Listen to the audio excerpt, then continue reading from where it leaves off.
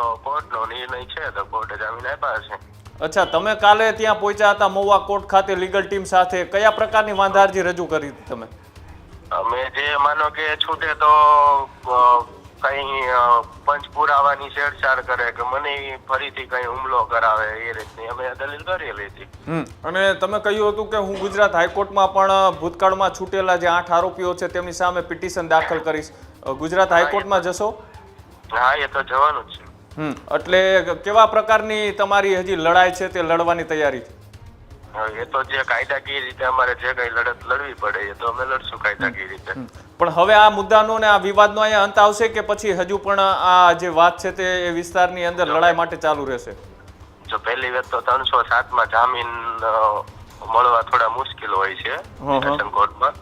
તો સેશન કોર્ટમાંથી જે જામીન નામદાર કોર્ટે મંજૂર કર્યા છે તો અમે એને હાઈકોર્ટમાં પડકારશું કાયદાકીય રીતે. અચ્છા, તમારી લીગલ ટીમ સાથે કોઈ પણ કાલે ચર્ચા થઈ છે ખરા બાબતની? હા, એ તો ચર્ચા થયેલી છે અમારે કે ભાઈ અહીંયા જો એ લોકોને જામીન મંજૂર કરી દે છે તો આપણે આગળ જે કઈ કાયદાકીય કરવું પડે એ કરવાનું છે.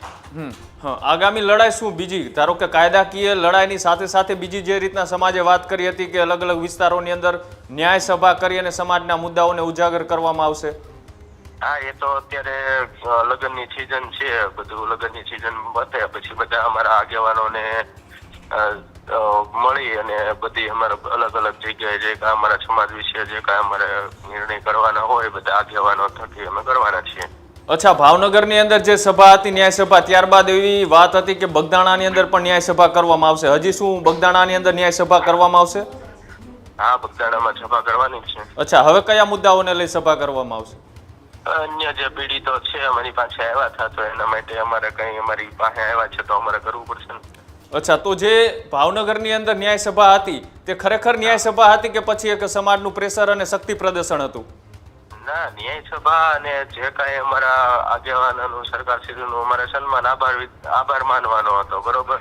અને ન્યાય સભામાં તો ત્યાં તો એ સભામાંથી નવનીતભાઈ સૌથી વધારે ચર્ચા એ જીતુ વાઘાણી અને રાજકારણની થઈ હતી. એ ઘટનાને કઈ રીતના તમે જુઓ છો? ત્યાંથી શું એવું થવું જોઈતું હતું? ના, રાજકારણની તો ત્યાં ક્યાં થઈ. જીતુભાઈનું જો ઋષિ ભારતી બાપુ બોલ્યા કે 2027માં સીટ આ સીટ ઉપર કોળી ઉમેદવાર ઉભો રહીએ, પછી જે કિશન મેર હતા તેમને પણ વાત કરી જીતુ વાઘાણી, એટલે એ મંચ ઉપરથી ન્યાય કરતા જીતુ વાઘાણી અને રાજકારણની વધારે ચર્ચા કરવામાં આવી હતી. એટલે તમે ખુલીને નથી બોલી રહ્યા, પણ શું ખરેખર આ રાજકારણ છે?